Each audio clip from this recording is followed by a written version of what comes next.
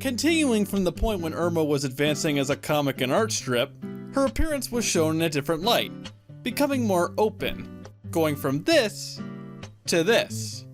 Everyone in universe were getting used to her quirks and shenanigans. Erma seemed to find her footing as the series and character progressed.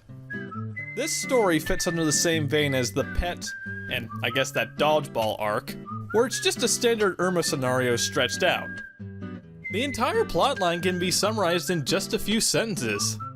Sam takes Erma to get her teeth cleaned, the dental workers strap her down and call in a priest for backup. Erma grosses everyone out and begins causing havoc, while the workers try to handle it. They get Erma to calm down, but that doesn't last and the mayhem ensues. They finally manage to finish the appointment and declare that it was an improvement, but it will cost Sam a lot. And that's all she wrote. There's not really much development for Erma, there's no new characters introduced, and it hasn't really been traced back to. Though I will say that it's unusual to see Erma be this uncooperative and difficult to work with. But I won't say it's wrong. Honestly, this reaction is understandable for most kids. And you really gotta applaud the staff's effort for going through with this. The big highlight being the priest fighting off against the possessed tools. Get back! Back! Back, I say!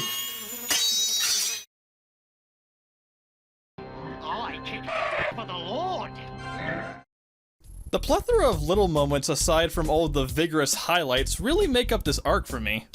The cute dental logos for the clinic, Erma hissing at the doctor when they try to pipe her down, and all the bugs buzzing around while the madness ensues.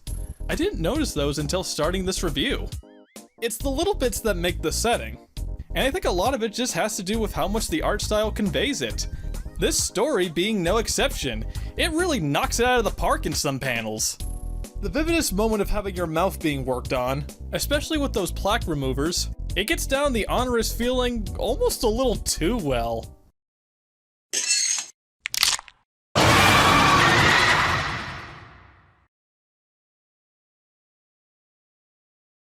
Anyway, it should be noted that a lot of previous strips have these little moments sprinkled in them, including some of the story arcs I've already covered.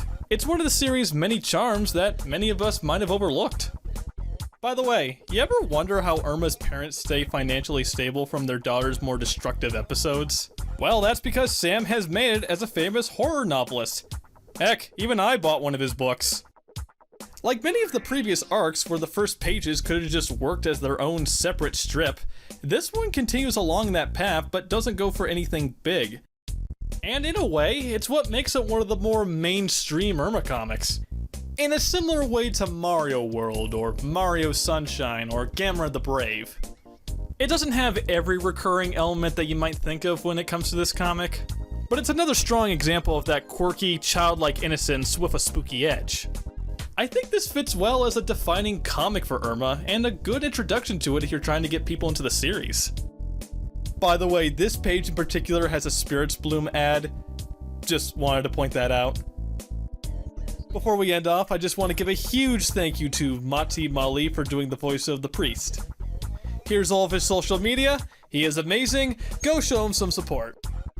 To close off this Touchology, we'll be prepping ourselves for a fundraiser fiasco.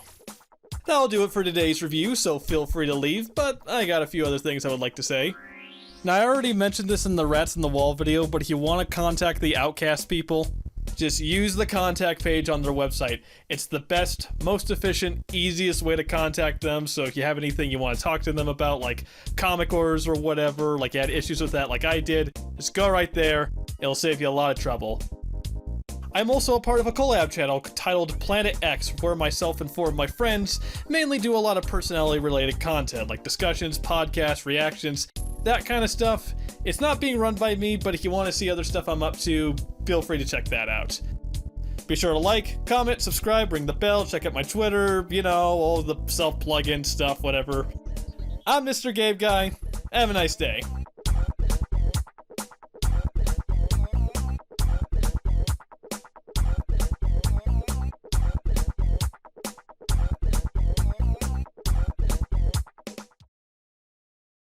Erma, Dr. Craven will see you now. Wes Craven, ugh. I'm never gonna escape this.